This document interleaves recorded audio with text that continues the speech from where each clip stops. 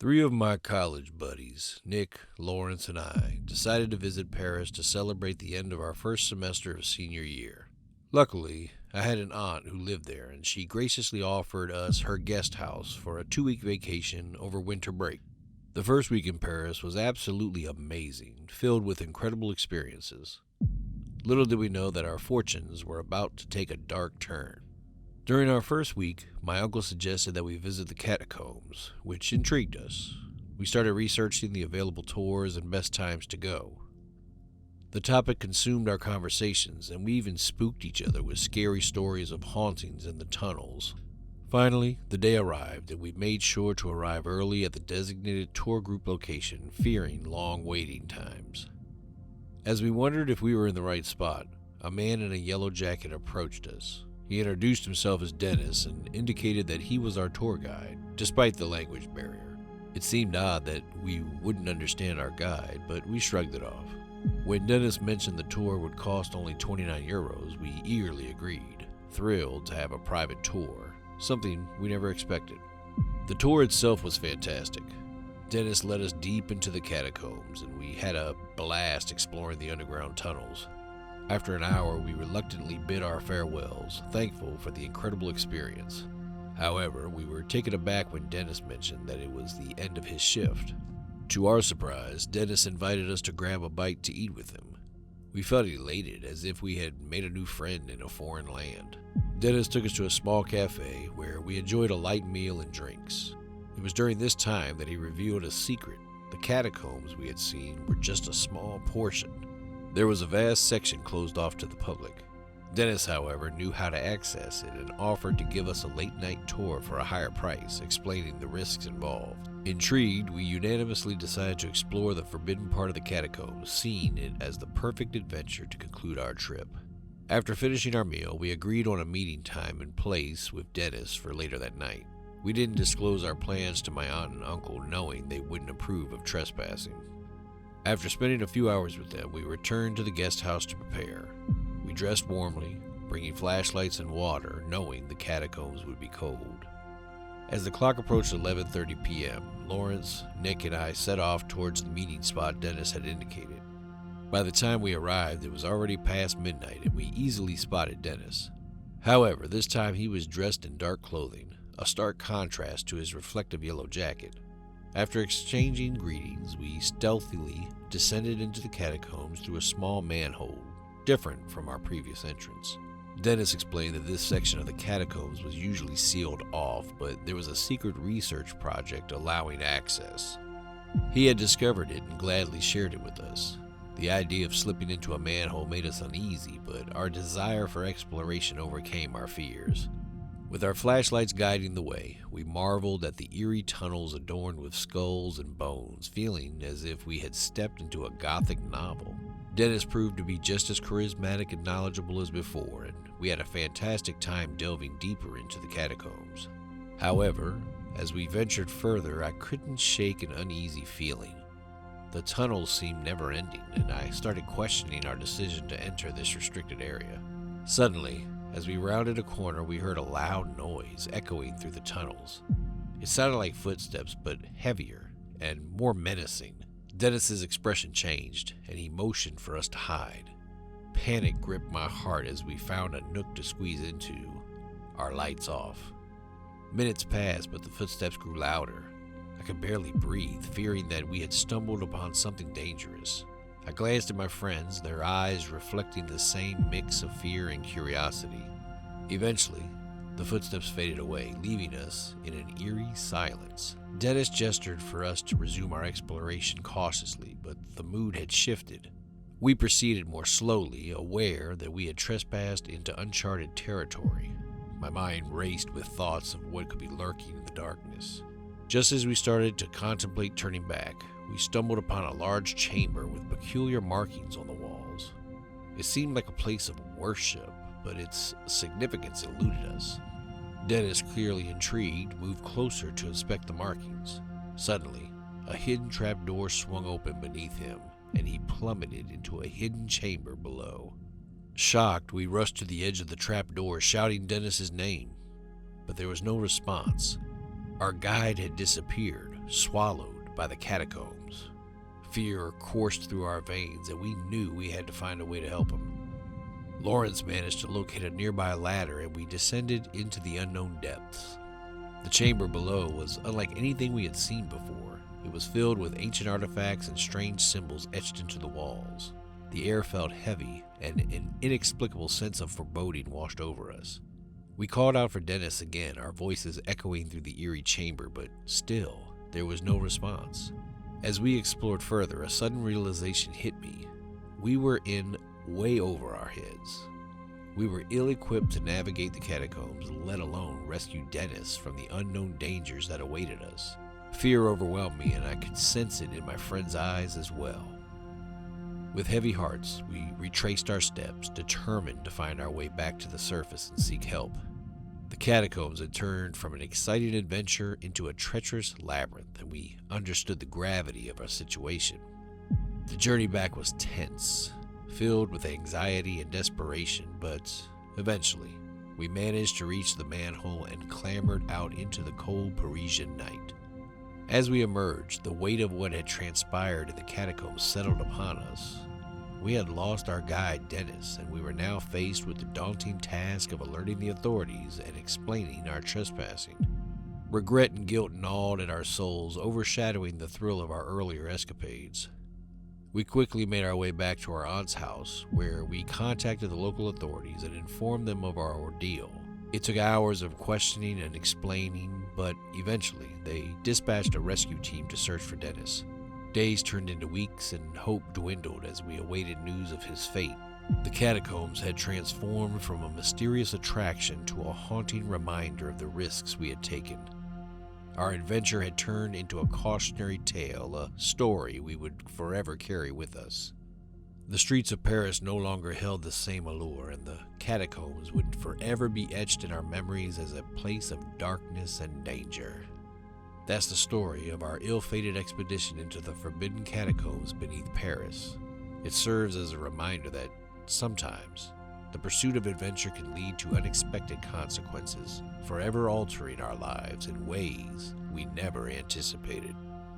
This past summer, my family and I went on vacation to France, and for a few days we stayed in a little rural town outside of Paris. When I say little town, I mean little town. I mean, you could probably walk from one end to another in about half an hour. Many of the streets were small and winding, so I wanted to go for a quick run one day around 8 p.m., the night after we were done touring. The sun was setting at about 10 p.m. there, so I figured that I still had time. I didn't bring my phone because the town was so rural I didn't get reception anyways, right? But I was going to be running with my older brother, so I didn't worry at all. He knew the layout of town better than me, so I was planning on just following him. About 10 minutes into the run, I look away for a second, and my brother, who was just in front of me, is gone.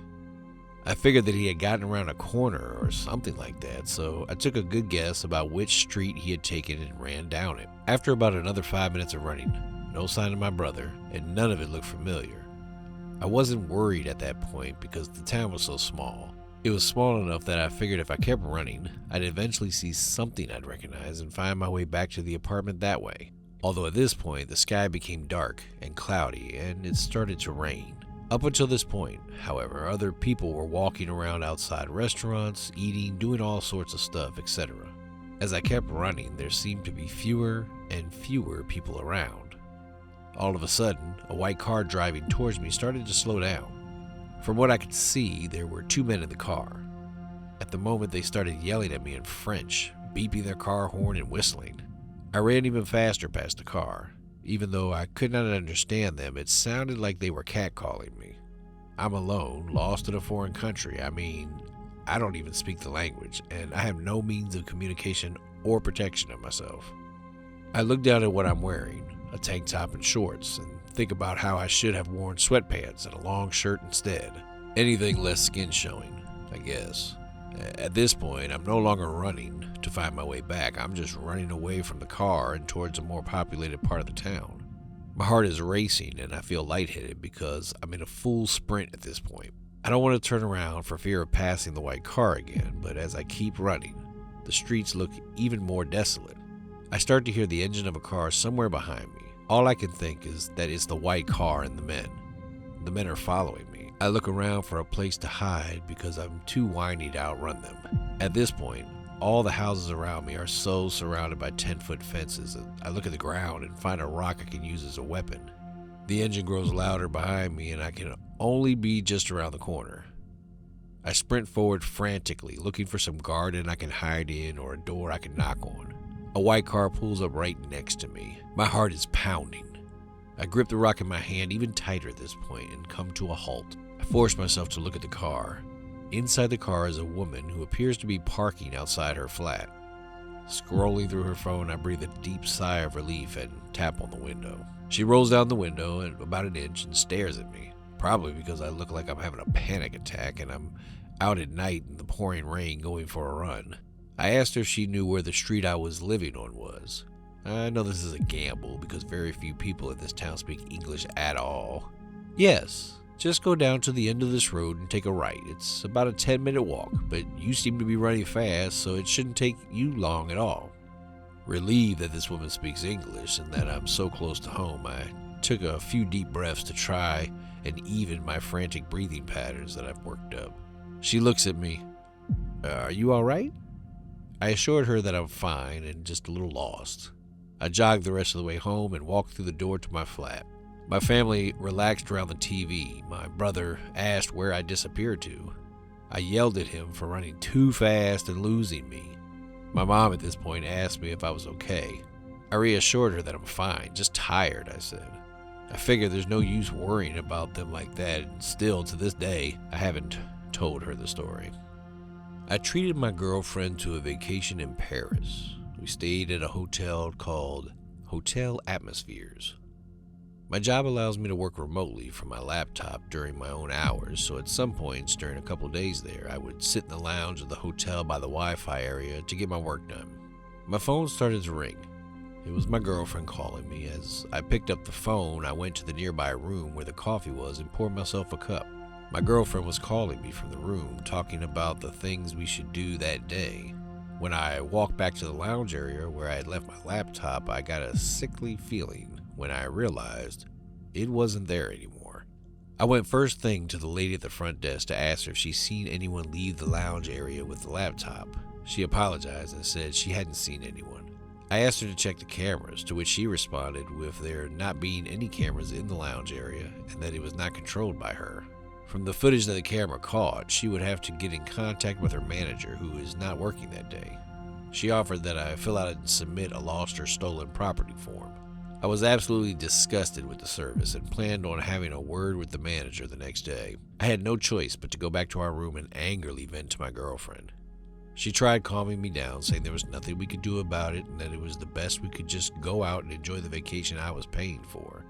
As angry as I was, I had to accept that she had a point. We both turned off notifications on our phones so we wouldn't be distracted, something we usually did on vacation. Then we went out and explored a great amount of the city, did a little bar hopping, then got back to our hotel late at night. It wasn't until we finally crashed in bed that I opened up my phone to check for new emails and texts and such, since I couldn't do that on my laptop now. When I was going through my email, I realized every single email I received that day was open. This included emails from work and a couple of relatives. I started to panic because I knew how much delicate information I had, and not just my email account, but my whole computer, which was signed in when I left it. I had all my personal information saved on that computer, including my home address, phone numbers, personal pictures, passwords, credit card info, and bank account info. I was a fool for leaving it unattended for even a minute. I immediately changed all the passwords to my emails and other important accounts. That didn't matter for what was about to come, though. After opening my messages app to check my texts, as I hadn't been all day, I noticed a text from an unknown number. It was a bunch of pictures that were saved on my computer, personal pictures that I would never want anyone to see. Then there were pictures I didn't remember taking, pictures of a hotel hallway and a hotel door. It was our hotel door. There was also a picture of me standing at the front desk talking to the lady about my missing laptop. It was taken from behind the glass door at the entrance of the hotel. Under all the pictures was a text saying, "I have all of your info, including your address and your current hotel room. This was sent using an untraceable phone number. Don't bother contacting the police, it continued. The rest of the message basically demanded I pay a certain amount of Bitcoin to a specific Bitcoin wallet address or else. It literally said, or else. I'm not even fabricating this. I didn't know what else to do besides show my girlfriend the messages as well as the embarrassing pictures. She started to panic more than me, and she honestly just made me even more tense. I left the room to go to the bathroom to think. He was asking for $1,000 worth of Bitcoin, but even if I paid that, I had no reassurances that this person wouldn't share those pictures or keep my laptop or God knows whatever. Or else meant. I decided I wouldn't pay the ransom. My girlfriend agreed with my decision when I went back to bed. Of course, I was not tired at all anymore. Neither was my girlfriend. We sat up leaning on the headboard of the bed, talking, thinking, and worrying for a couple of hours. Then there was a knock at the window of our hotel room. We both gasped while my girlfriend, more so, let out a short scream. I turned off the lamp so that whoever was out there couldn't see it. I also shut the shade completely. I didn't bother trying to look out there to see who it was. I assured my girlfriend we were safe, though. She whispered we should call the cops or inform the front desk. I told her we would if the problem persisted, and then told her to go to sleep. Meanwhile, I stood in the middle of the room watching over her while also looking back at the window. I got a text. I looked at my phone and it said, "I'm looking into your room right now. I'm not playing games." Then there was another knock at the window. I decided to just grow a pair for a couple of seconds and opened the shade to see who was out there. I pulled the shade open. I couldn't see who it was, but someone was standing on the other side of the glass looking in. My girlfriend screamed. I told her, "Shh," as I pulled it back shut. We packed our things and went to the front desk, telling the lady about this whole situation and requesting another room or one on the upper level floors. She said she would alert the authorities and gave us a room card for another room on the third floor. For the rest of the night, we slept close together. Well, I didn't sleep. I was awake all night waiting for a knock at the door. Morning came and the manager was in, and she took a look at the footage from the previous night. And of course, some guy with a baseball cap covering 90% of his face went into the lounge as soon as I left it to get coffee, and then walked out with my laptop. There was only one camera that actually caught the man in the act. She said that she would forward all video footage of that man over to the police. We were out of there. I blocked the number that was texting me. I had to accept defeat, but I didn't want to think about it anymore. There was nothing I could do about where those pictures would end up or some random person having my address. I canceled my credit cards and changed my passwords. There wasn't much else that creep could do, however. What really motivated me to share this story with the internet was the fact that 3 days ago, I got a letter in the mail without a return address. It was addressed to me, and it was a short, straight-to-the-point note saying, "I hope you haven't forgotten I have all of your information still." It was a horrible reminder that someone out there with bad intentions has not only my address, but my pictures, my phone number, and my name. I've been sleeping with one eye open these past few nights. If anything happens, I will update.